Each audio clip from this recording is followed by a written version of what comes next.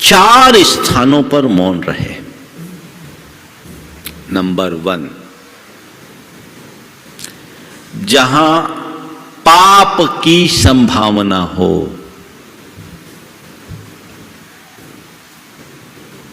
जहां पाप की संभावना हो, चुप हो जाओ, बोलो ही नहीं, मतलब ही नहीं रखो। क्यों? बोले कि फंसे। यहां मुझे बोलना ही नहीं है।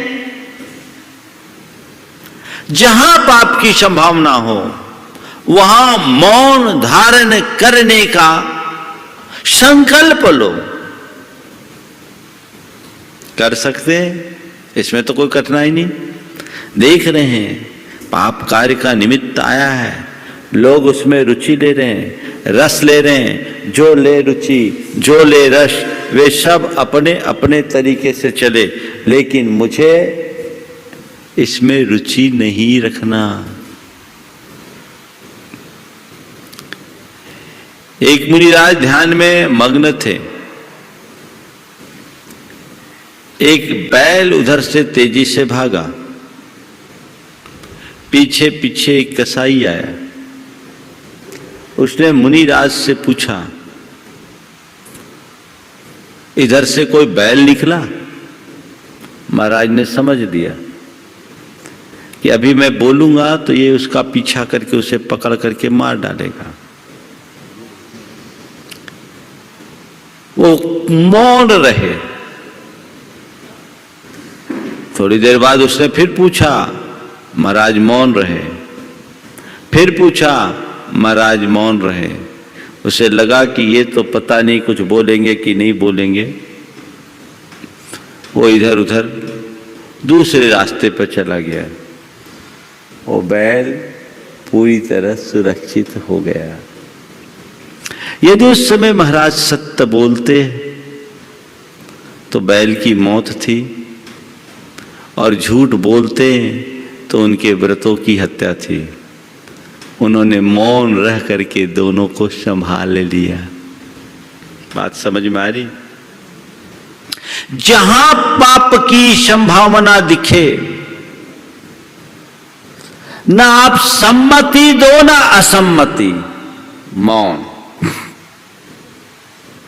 एक अभ्यास बनाना है। पाप के कार्यों से मुझे कोई प्रयोजन अब नहीं है। पर पाप कार्यों में मौन तो दूर की बात, बिना मतलब के लोग पापपूर्ण सलाहें देने लगते हैं।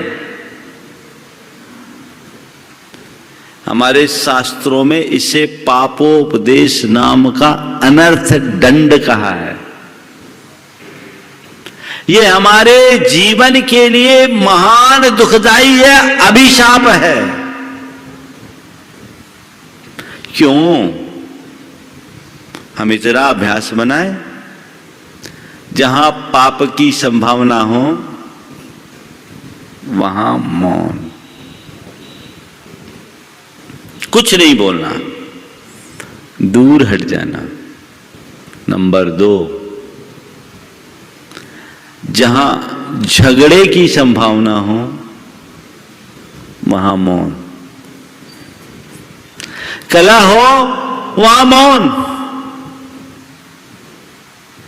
झगड़ा में फंसूंगा ही नहीं,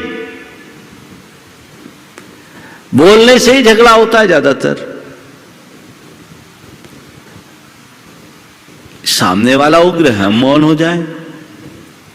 कोई एक मौन हो जाए तो नीति कहती मौनेन कलहो नास्ति, मौन से झगड़ा समाप्त होता है। जहां झगड़े की संभावना दिखे चुपचाप हो जाओ, मौन हो जाओ। देखो मौन का महात्म्य क्या होता है। पिता ने अपनी बेटी का विवाह किया, इकलौती बेटी थी। एक अच्छे धनी मानी संपन्न परिवार में बेटी का विवाह किया। बेटी एक धनिक पिता की बेटी होने के कारण और इकलौती होने के कारण ज्यादा लाड प्यार मिल जाने से कुछ हटीली और गर्वीली सी हो गई थी। वो ससुराल गई और वो अपने दुस्वभाव के कारण एक के भी प्रिय नहीं बन सकी, सभी की उपेक्षा की पात्र बन गई। उसके बोलचाल से सभी लोग खिन्न रहते। परेशान हो गई। उसने अपने पिता को पत्र लिखा और कहा कि मुझे यहां अच्छा नहीं लग रहा है, आप मुझे बुला लो। पिता ने उसके भाई को लेने के लिए भेज दिया। भाई जैसे ही लेने के लिए आया, घर के लोग तो सब मानो मौका ही देख रहे थे कब ये बला टले। बला ही बन गई। साहब ने राजी खुशी उसे विदा किया। रास्ते भर वह अपनी ससुराल की बुराई करते रही। घर आई, पिता ने अपनी बेटी को गले लगाया, बिठाया, ससुराल के बारे में बातचीत की। पिता और पुत्री के मध्य जो बातचीत हुई वो इस प्रकार थी। पिता ने पूछा, बेटी ससुराल कैसी है? बोले ससुराल क्या है, एक साक्षात नरक। ससुराल क्या है? साक्षात नरक। अच्छा, तुम्हारे ससुर कैसे हैं? बोले पक्के राक्षस। तुम्हारी सासू कैसी है? नंबर 1 की चुड़ैल। ठीक।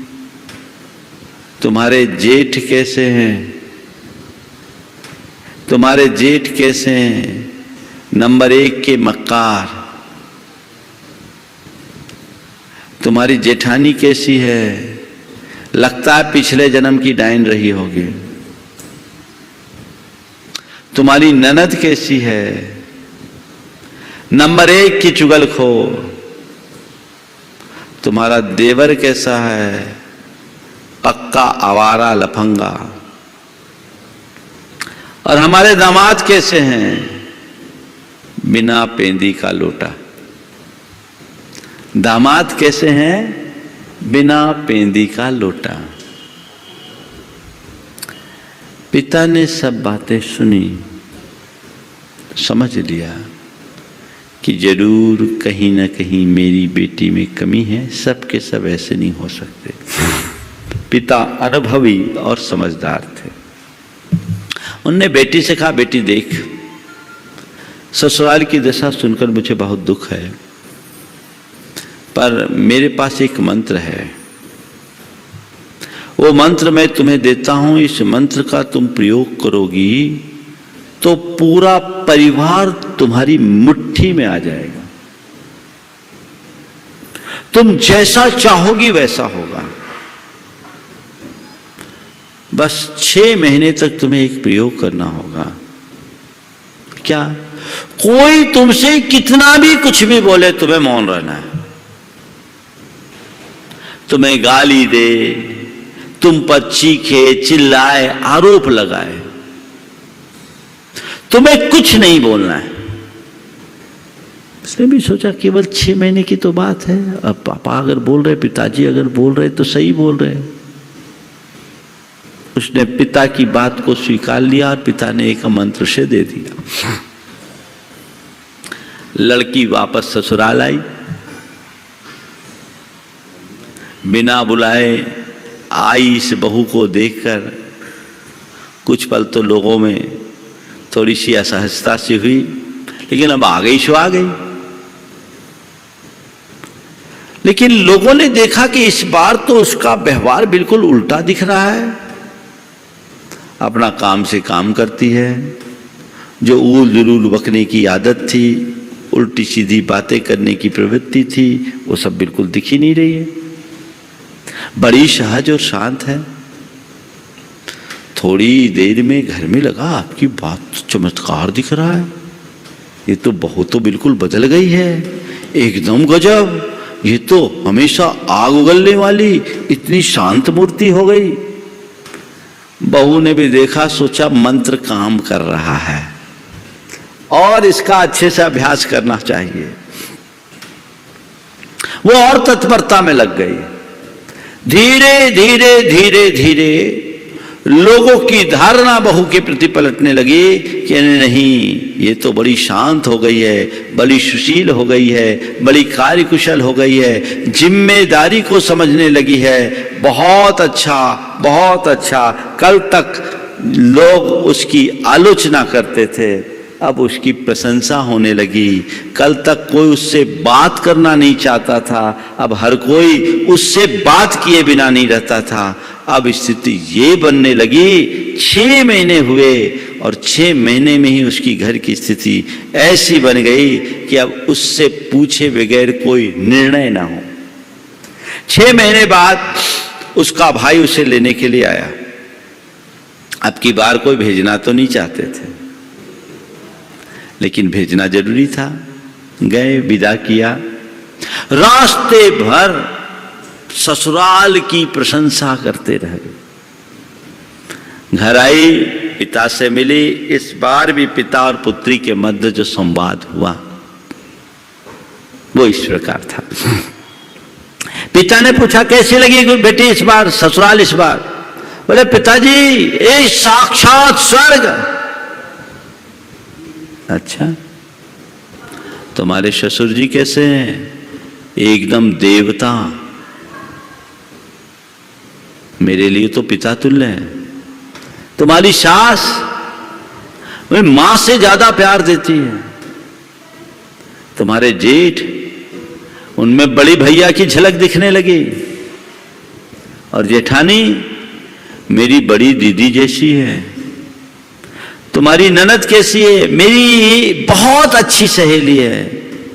और तुम्हारा देवर बड़ा मान करता है मुझे, बड़ा मान देता है मुझे, बहुत अच्छे।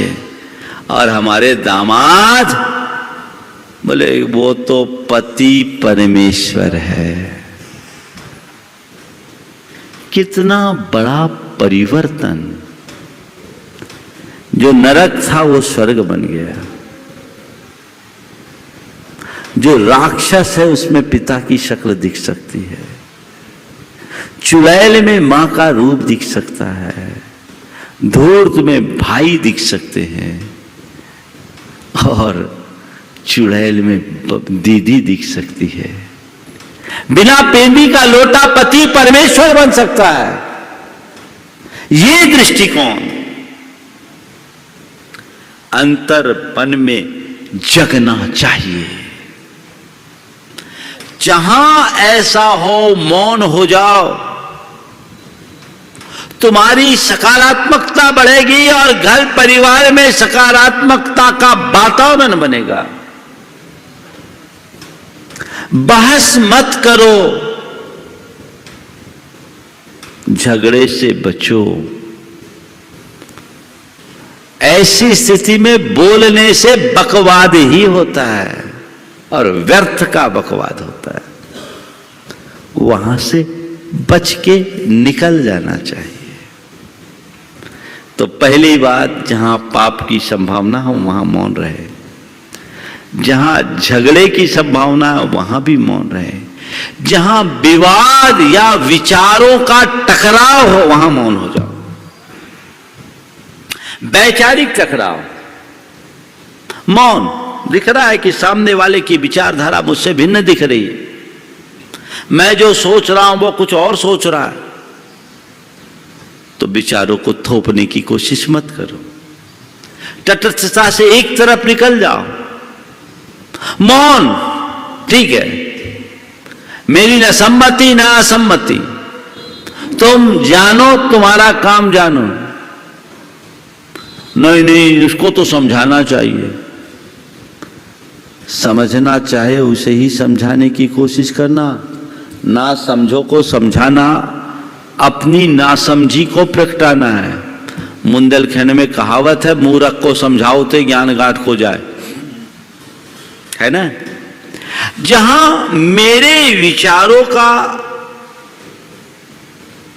तालमेल नहीं बन रहा है, वहां मौन हो जाने में ही शांति है।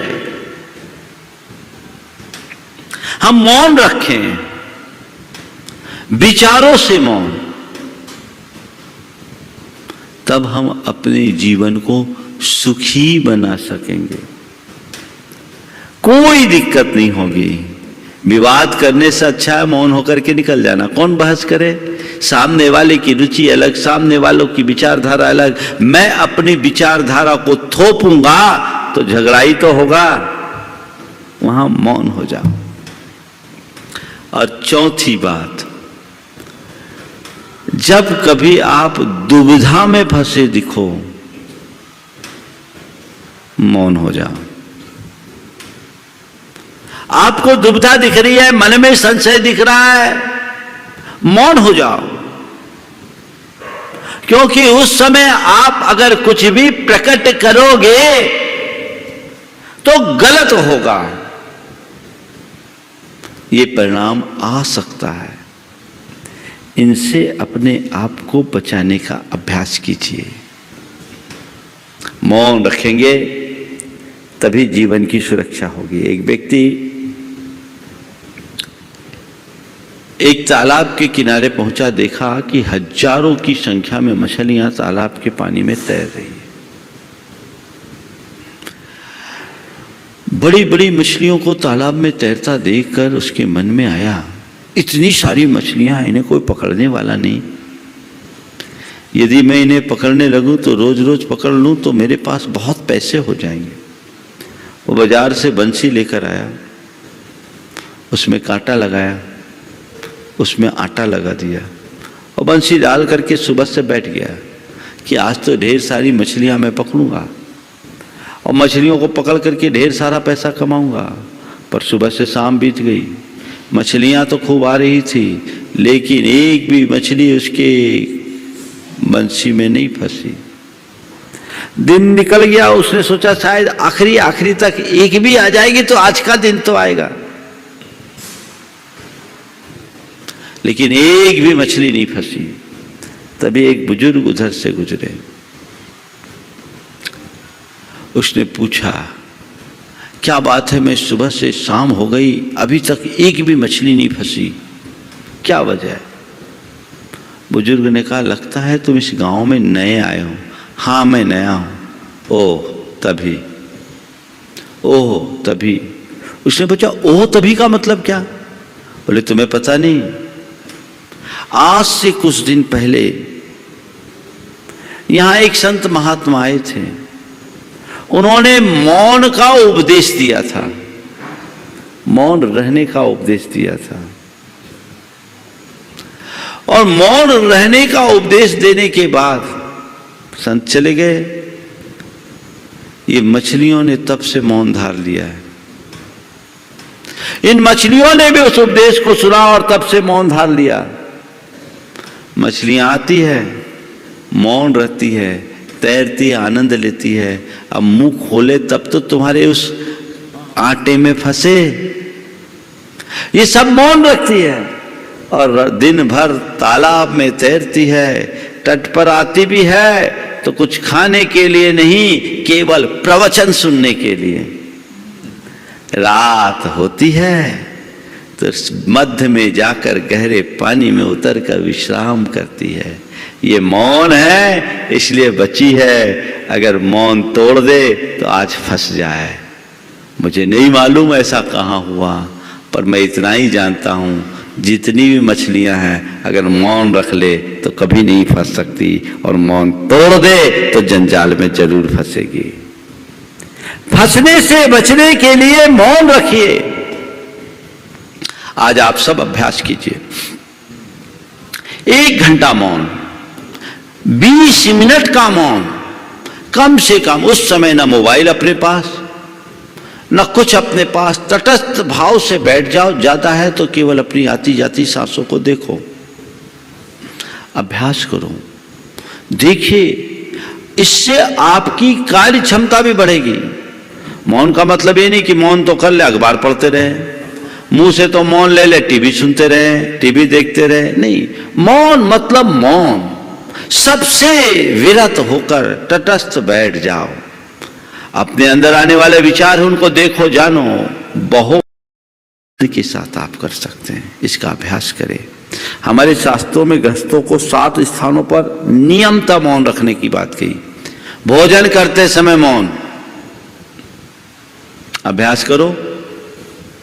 और एक बात बोलूं, जो मौन से खाते उसे मनहार से खिलाया जाता है, और जो बोल के खाते उसको तो सोचते हैं मांग लेगा। और मांग कर कौन खाता है? मांग कर खाने वाले को कौन क्या बोलते आप? हाँ, भिखारी बोलते, मैं नहीं जानता। बस भैया मांग के खाने की आदत बंद करो, मौन से खाओ ताकि लोग मनोहार पूर्वक खिलाए। उसमें एकाग्रता है।